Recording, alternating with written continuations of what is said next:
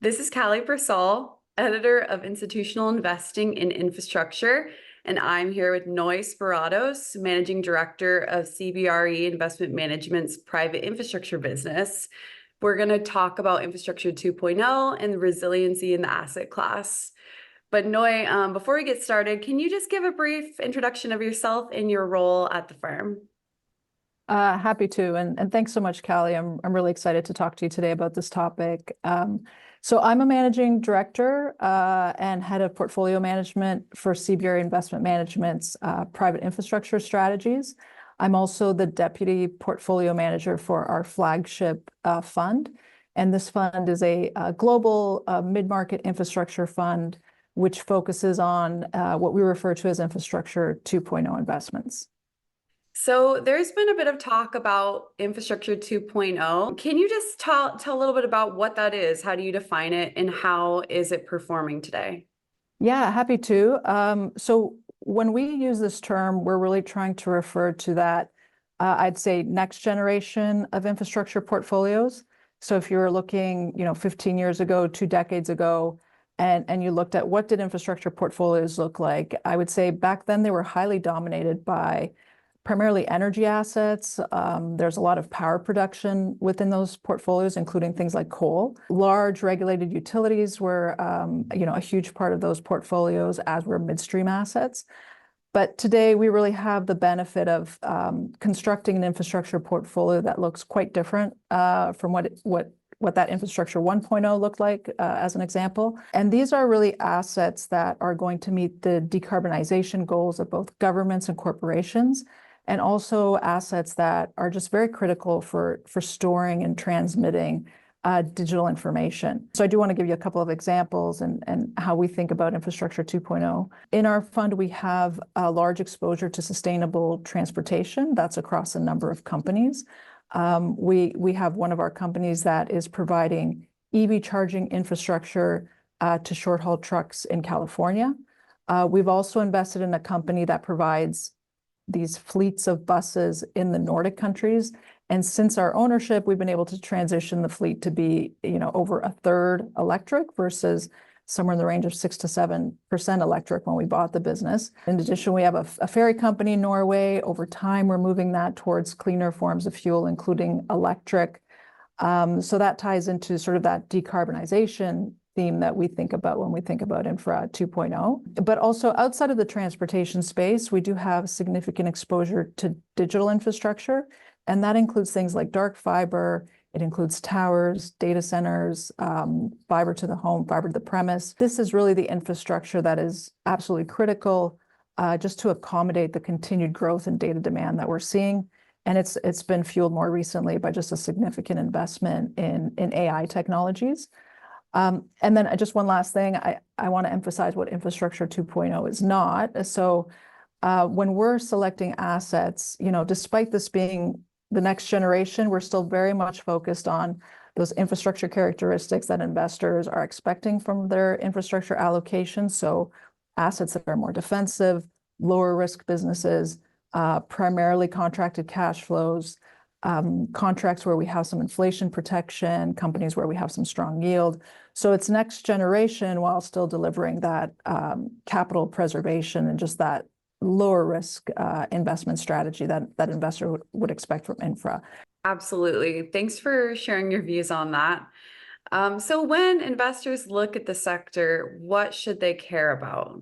I think now more than ever, I think it is quite important for investors to really understand that not all infra assets are created equal. There are significant variations in risk profile of what otherwise is seemingly an identical asset. So just to give you an example, during COVID, we saw traffic on almost all transportation assets effectively fall off a cliff.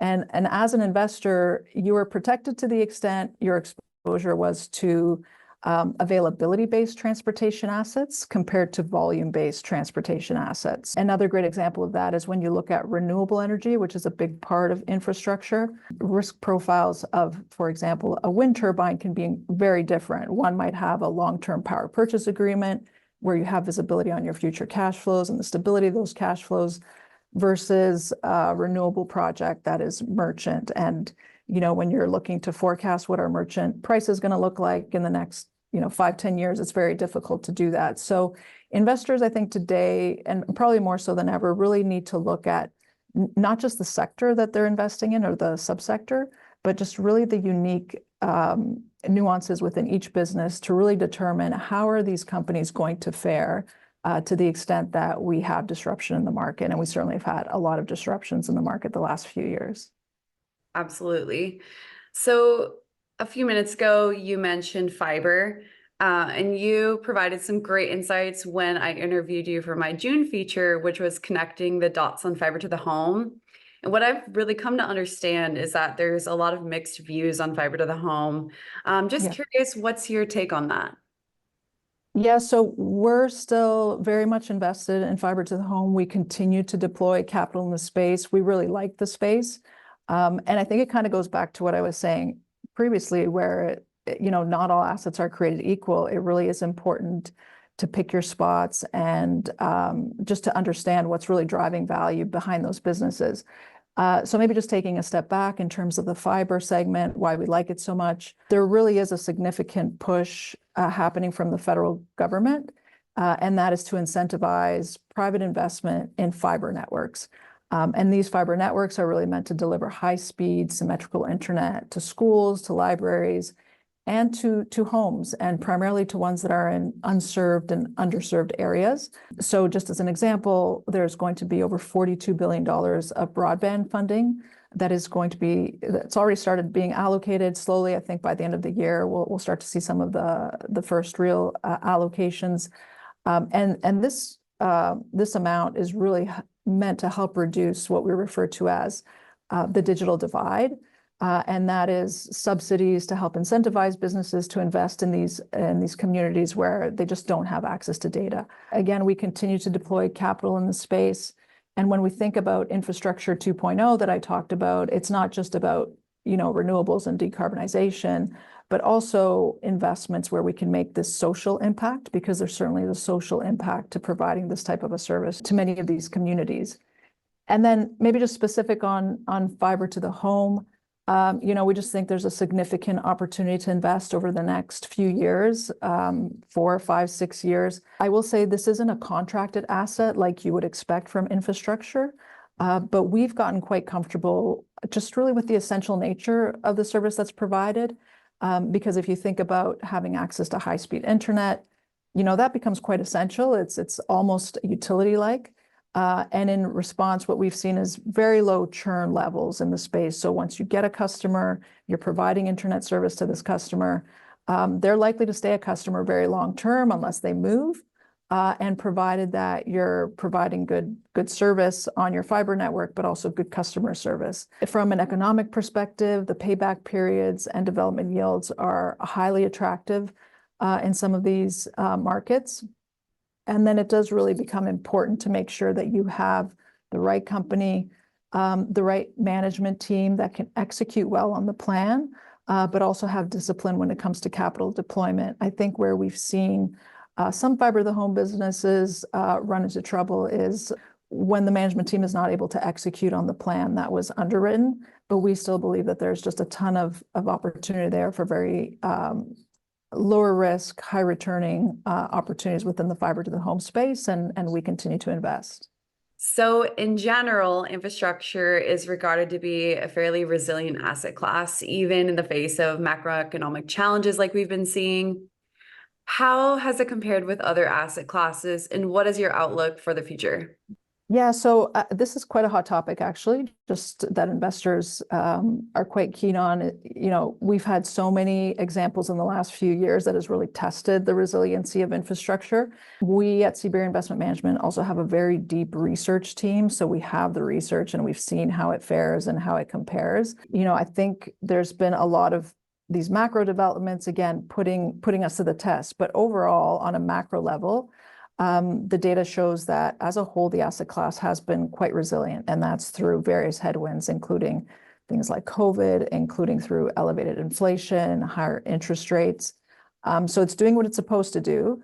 But then if you double click and you go on into a micro level, it's a bit more nuanced. And we've seen a lot of infrastructure businesses that did not fare quite as well. So the experience of resiliency has been different depending on the types of exposures that various investors have in the space. And I guess that's a bit of a theme of what we're talking about today, is that it is quite nuanced and it depends on the specific contracts of these assets. It depends on the location and competitive moat that some of these assets have. So it's not just subsector exposure that you need to be looking at, but also looking at some of those underlying fundamentals. So I would say, overall, infrastructure has proven itself to be a resilient asset class, but the level of resiliency is very much dependent on the specific risk profile that investors have. Just in terms of the outlook, I mean, we believe there's just a significant amount of opportunity for investments today in companies that meet sort of that infrastructure 2.0 theme that we're discussing here. So, decarbonization, and that could be across distributed energy, geothermal, there's renewable opportunities, decarbonization of transportation. And then, of course, in a lot of those businesses that are, part of this digital infrastructure ecosystem. And then in addition to sort of the outlook, we just think there's a lot more opportunities when you're looking at smaller companies. So companies that are in the mid-market space, there's a great opportunity to source these businesses, to continue to grow them, to add value to these companies through a number of means, whether you're institutionalizing the organization and the systems, whether you're appropriately utilizing debt financing or doing consolidation and roll-up strategies. There's just so many good opportunities out there. In global markets, quite frankly. My primary focus is in North America, but we've got great mid-market opportunities in Europe as well across some of these themes. So we do expect, as a whole, the asset class is going to remain resilient, certainly less volatile, and it is just more of a defensive asset. But again, it's going to come down to that specific asset selection.